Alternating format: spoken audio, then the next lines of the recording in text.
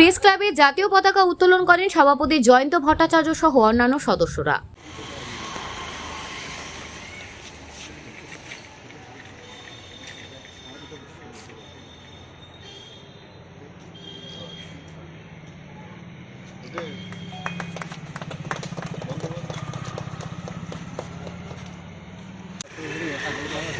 Agartala press ক্লাবের পক্ষ থেকে জাতীয় পতাকা উত্তোলন করা হয়েছে। এটা আমরা প্রতি বছর করে থাকি। এবার ৭৮তম স্বাধীনতা দিবস, আর সেই সঙ্গে আমাদের ক্লাবের ৪০ বছর পূর্তি হয়েছে। তো সেটাকে সামনে রেখে আমরা অনেক সাংবাদিকদের কল্যাণেও আমরা অনেকগুলো প্রোগ্রাম নিয়েছি।